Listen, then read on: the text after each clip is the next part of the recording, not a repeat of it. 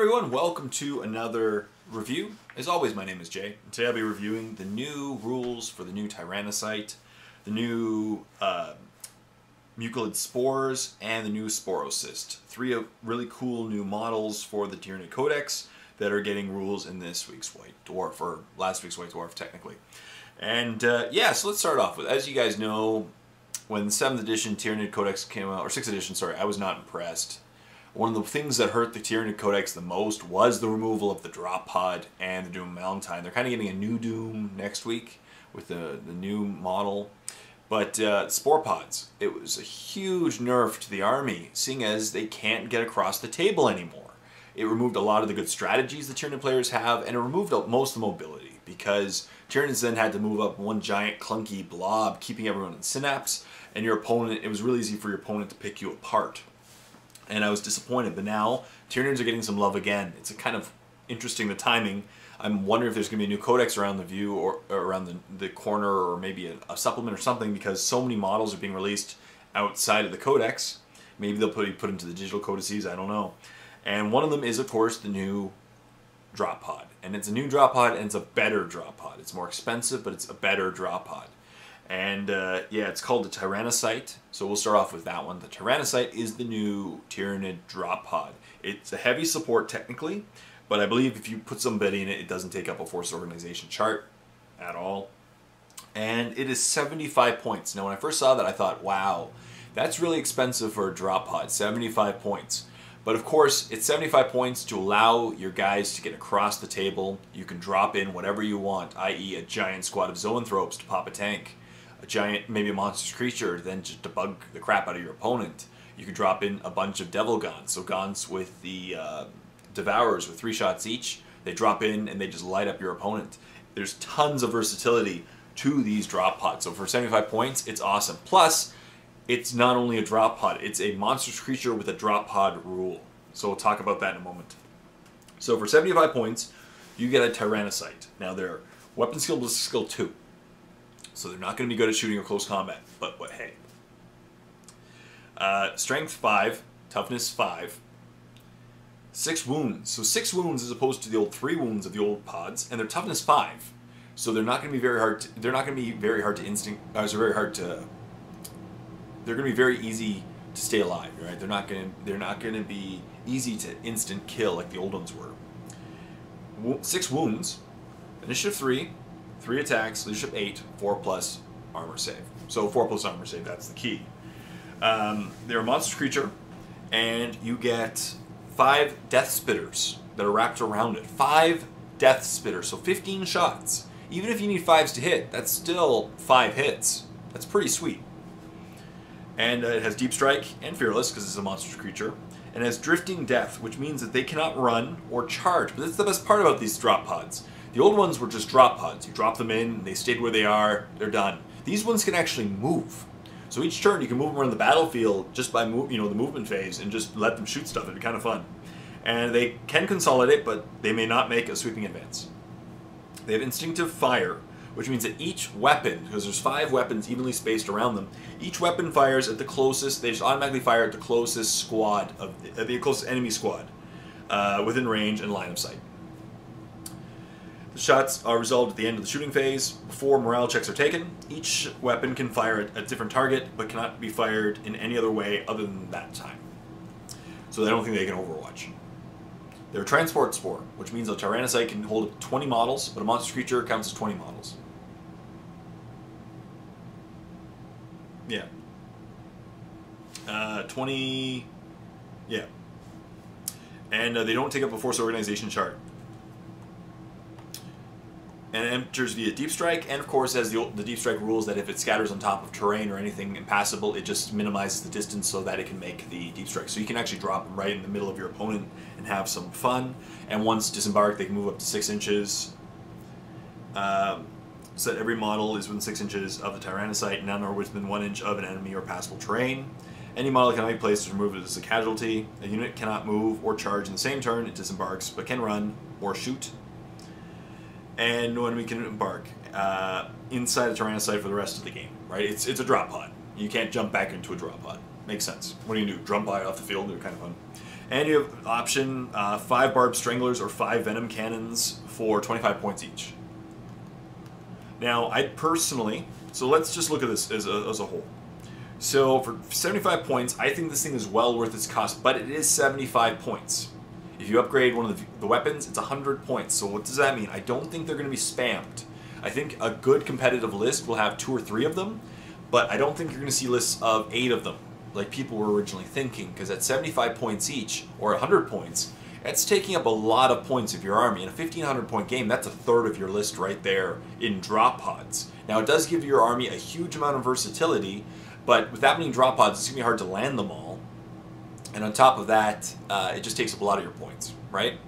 So I see competitive lists being 2 or 3 of them, dropping in Zoanthropes or something that you really need in your opponent's line to just bug the crap out of them or pop a vehicle. Like Zoanthropes, squad of Zoanthropes, rumors are in the next one it'll be squads up to 6. So 6 Zoanthropes will pop in and just destroy a tank a turn, and that'll be awesome. So, and they're their own synapse creatures. A monster creature, such as the new monster creatures from last week, like a Maliceptor or the Toxicrene. I think a Toxicrene would be amazing combined with a drop pod, so I think they're going to be taken. Now let's talk about the... What else is it? Good with Gaunts, monster creatures, Zoanthropes, etc. As far as the upgrade costs go, I don't think it's worth the upgrades. Because number one, this thing has... the 2 upgrades are 25 points each, so it raises the price by a third. Which I don't think it's worth it, as I said. It's just unnecessary points, because you can give it... It comes with 5 Death Spitters. Now, Death Spitters are 3 shots each, and they are, I believe, Strength 4, AP 4. Strength 4, AP 5, I'm pretty sure, sorry. Death Spitters are Strength 5, AP 5, Assault 3, 18 inch range. So that's great, right? 18 inch range, who cares? You're dropping them in your opponent's lines, and they can only shoot the closest squad. So very rarely will you actually need to take into consideration distance. So Strength 5, AP 5 is a great thing. 3 shots each, great. Now you're only hitting 1 in every 3 shots on average. Unfortunately, that works. The problem is with the Barb Stranglers and the Venom Cannons that I'm seeing is they're both blast weapons. Now, I know what you're thinking, blast weapons are great. If you have a low weapon skill, then you'll still hit stuff. The only downside, though, is you have to shoot at the nearest target. So if you drop it in enemy lines, you're going to be shooting at models 6 inches away, 8 inches away, 20, like maybe 10 inches away. And at that range, there's a very high probability with such a low weapon skill that it will scatter onto your guys or the Sporocyst itself and end up killing your own guys that you just deep struck in. That's not worth it to me. I'd rather just play it safe and use the Death Spitters. That way, it's guaranteed to hit your opponent and not your own guys, right? You have to fire at the closest guys. So if you drop strike them in strategically, the odds are you're going to be surrounded by your opponents. And as I said, like Ballistic Skill 2, average scatter distance will be 5 inches, and if it scatters 5 inches back at you, it's going to hurt your own guys. So I would rather play it safe. What do you guys think? Leave a comment in the comment section down below. But overall, I am very happy with the drop pods being back. They're more expensive, but they are better. They're awesome. 75 points, you get a monster creature with 6 wounds that can move around the field and continue to shoot stuff each turn in all directions. It gets your guys into where they need to go much quicker, and it will make your opponent think twice of playing Tyranids. So I think that's a great upgrade for the Tyranids, are the Sporocysts.